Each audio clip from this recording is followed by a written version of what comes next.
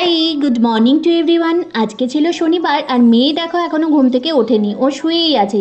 যেহেতু বাইরে প্রচণ্ড বৃষ্টি পড়ছে আর বর কিন্তু রেডি হয়ে গেছে স্কুল যাবে বলে, আর ততক্ষণে আমি রান্নাঘরে চলেও এসেছি।